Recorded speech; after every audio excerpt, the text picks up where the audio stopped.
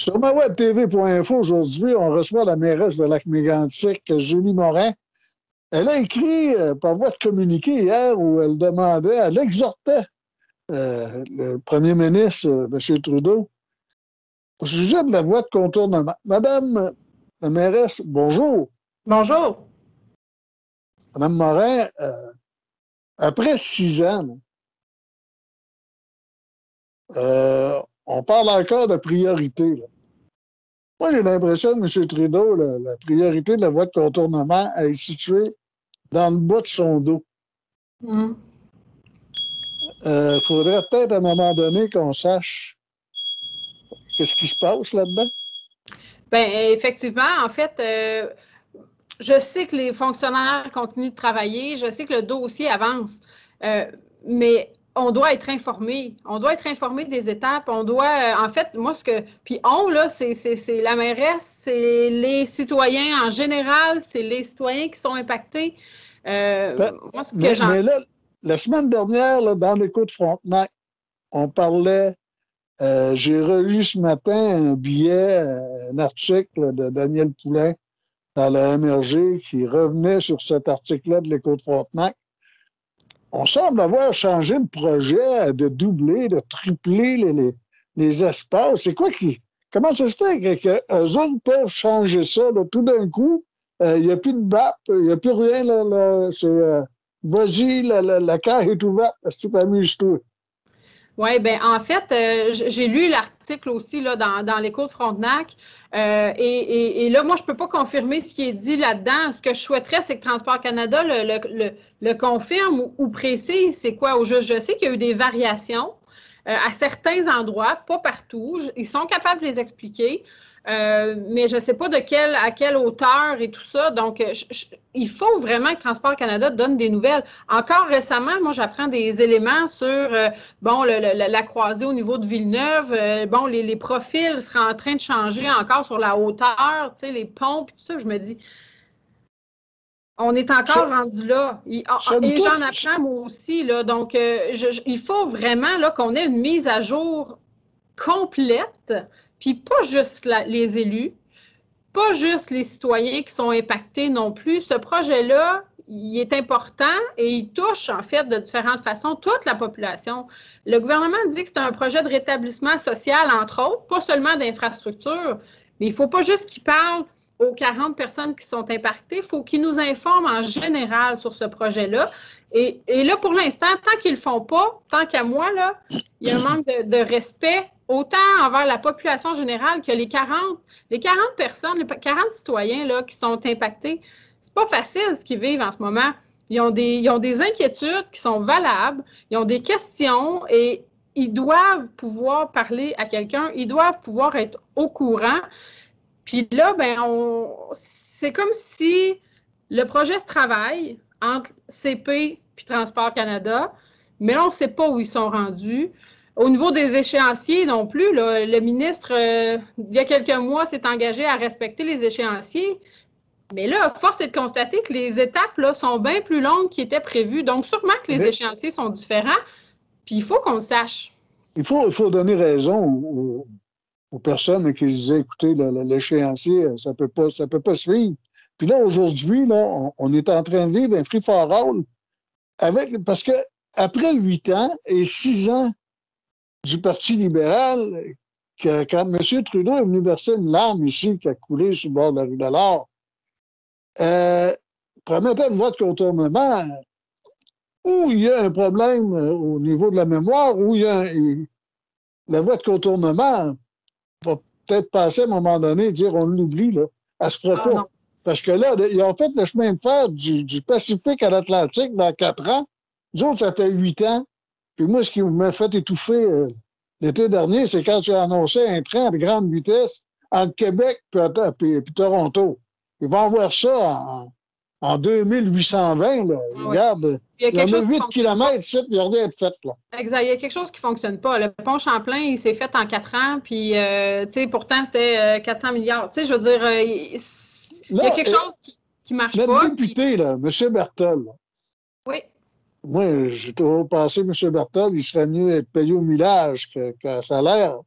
Parce qu'il est partout. Mais à part être partout, là, puis de se faire photographier un peu partout sur Facebook, là, il fait-tu quelque chose là-dedans, lui? Ben oui. Avez-vous des rencontres avec lui? Ben oui. À part, là, parce que là, à un moment donné, il va falloir qu'il gagne son salaire un petit peu, là. Ah, mais là, puis tu sais, faites attention, M. Lapierre, là, moi, je commencerai pas, je veux pas commenter. Non, je sais que vous ne parlerez pas contre M. Bertel, c'est mon opinion. Non, mais il travaille vraiment fort, puis tu sais, il reste que, oui, en fait, là, c'est que là, l'enjeu, là, c'est que il y a un laxisme actuellement du côté de Transport Canada à nous expliquer ce qui est en train de se passer dans ce dossier-là, et là, ça retombe ces élus locaux comme si nous autres, on ne faisait pas notre job. Mais je peux vous dire là qu'on travaille très fort pour essayer d'avoir des réponses et malheureusement, on se fait répondre que le projet y avance.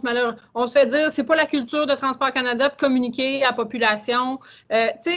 Mais honnêtement, oui, il y a du travail qui se fait. Puis là, on vient d'annoncer que le ministre Alghabra a été renommé ce matin. Je viens de l'apprendre. Lui, il est allé vous voir. Il est venu nous voir. Il est venu nous voir au mois d'août. À 2 semaines des élections, OK? De la campagne électorale. Bien là, moi, ce que je veux m'assurer, c'est qu'il n'est pas venu nous voir juste parce qu'il s'en allait en élection, puis qu'il va revenir bientôt ou qu'il va du moins faire en sorte qu'il y ait des choses qui nous soient expliquées, que la vérité nous soit dite dans ce dossier-là.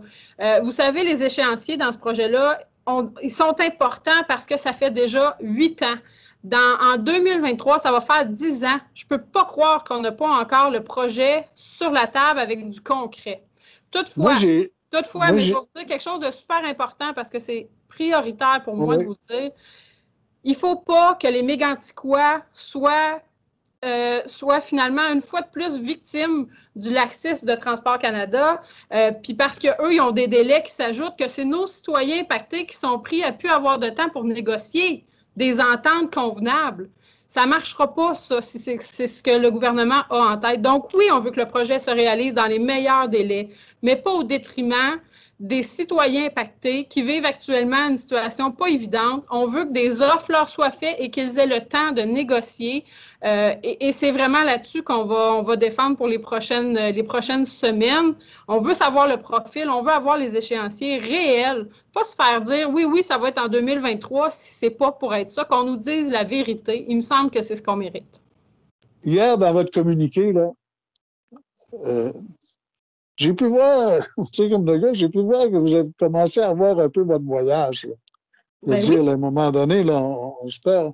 Là, la prochaine étape, là, parce que là, Transport Canada, là, ils n'ont pas de l'air à dire, bon, là, à Lac-Mégantic, bon, ils chialent un petit peu, là, puis les autres, là, regarde, on va s'arranger avec nos affaires. Là.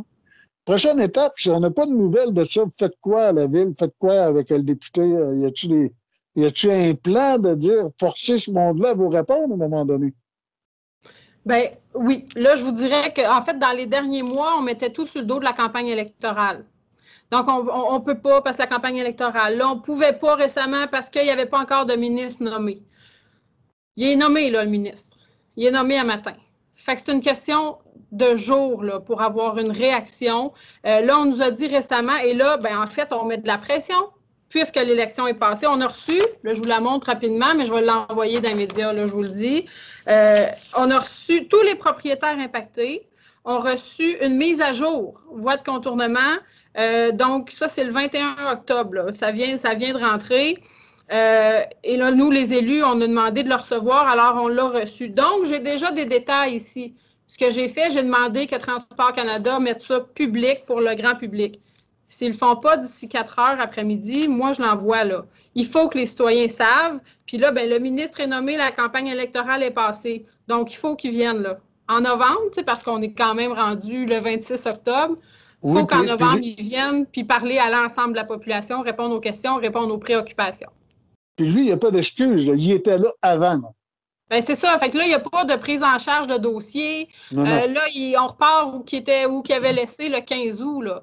Donc, il pas. Puis mais là où il va falloir, par exemple, il va peut-être falloir qu'il recule sur son engagement de maintenir les échéanciers si le dossier commande ça. Tu sais, qu'il arrête de nous dire quelque chose si c'est pas vrai.